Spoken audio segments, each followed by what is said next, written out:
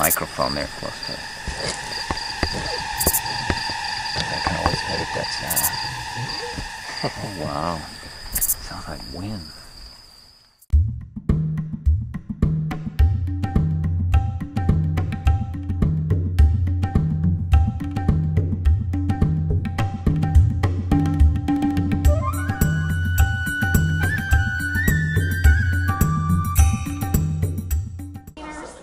So I find myself with? Oh, Ken Linthicum. Okay. And Ken, I asked you the question of how long does it take for a mosquito to have a baby? Well, mosquitoes take a blood meal before they develop their eggs. It takes a few days and they develop an egg, and then they lay their egg on the moist surfaces near water.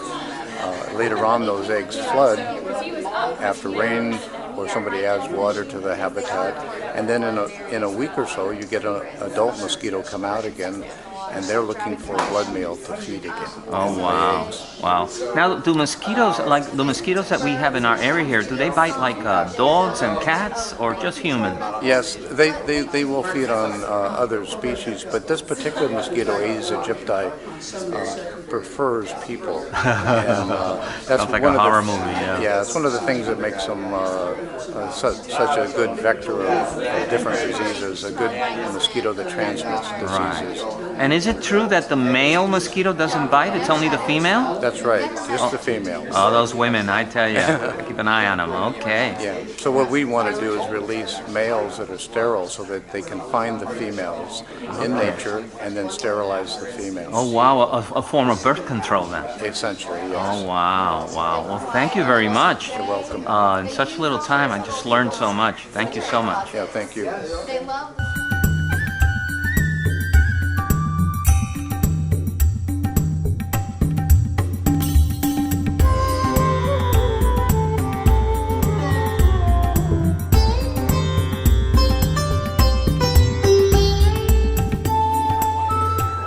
Hi, I'm Jeannie Moeller from Anastasia Mosquito Control, and I want to talk about our new mobile app. It's free on Google or the App Store, where you can put in a service request for mosquito control if you have mosquitoes at your home or at the park, so you can put it in anywhere. This came about because after Hurricane Matthew, a young couple came out and said we needed to be able to communicate better with our millennials, and they communicated on the web and on their iPads and mobile devices. So this particular flyer will tell you exactly how to get on, but you're just going to go to the App Store for iPhone users or Google Play for the Androids. You're going to scroll down till you see the logo EMS Utilities, and you download the app to your device. You choose your profile, and once you've asked for one service request, the big part about this is you will get push notifications via text or message, so that anytime we are in your particular zip code, you will know exactly what we're doing and why we're there. It'll also give you any updates on whether we've found mosquito disease in your area. So do follow through with this. You're welcome to call Mosquito Control at 904-471-3107 and get any information that you like. Enjoy. It's a very simple process. All we're really doing is releasing the mosquitoes into the wilderness, and they will take care of the rest. You ready for it? Yes, sir. Be free.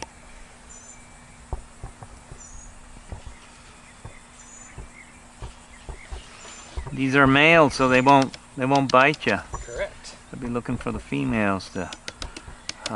They can be quite friendly, so they may visit you, but don't be alarmed if they end up near your front doorstep or around your shaded plants. If you see that they have really fuzzy antennae and they kind of look like they have a little mustache, these are not ones you have to worry about. And they should have enough dye on them that you should be able to see they have an odd color. So you should be able to see that they're kind of yellowish or pinkish. So what was today's event all about?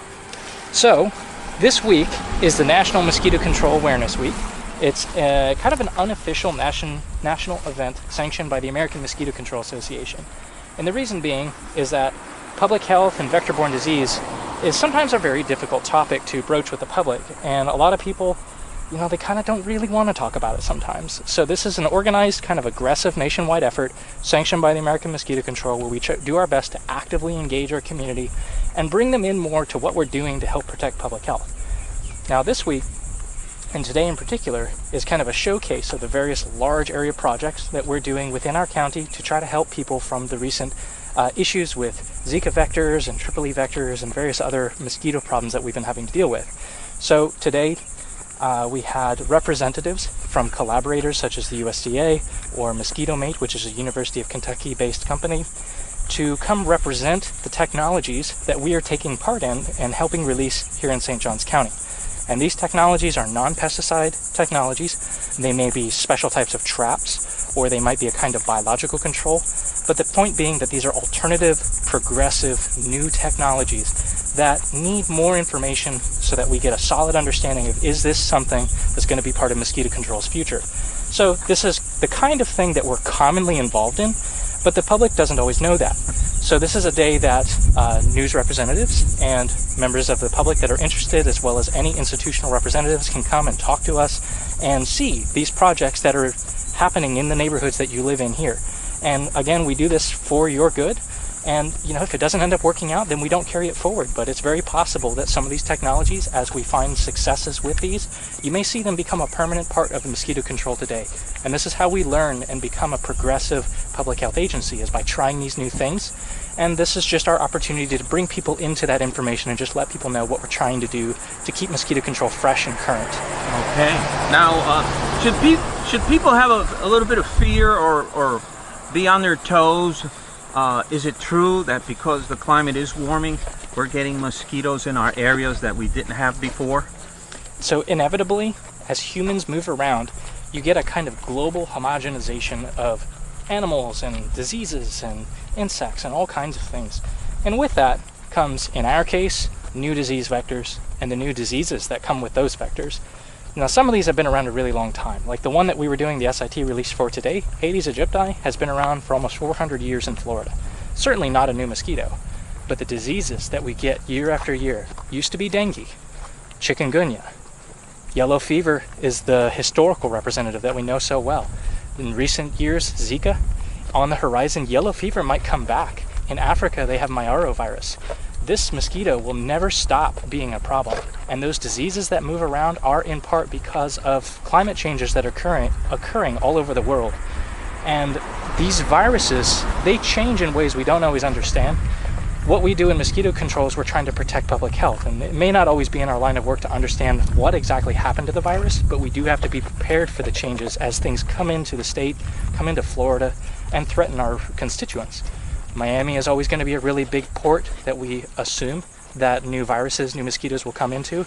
Tampa, Jacksonville area, and us, we have all been labeled, along with Orlando, being hotspots by the governor in Florida. So we have to be on our toes and be cognizant of these changes that occur and know that, I mean, public health isn't going to slow down and wait for us. It's going to keep changing, and so we have to change with it. Okay, all right. Thank you very much, sir. Oh, it's hot. Really?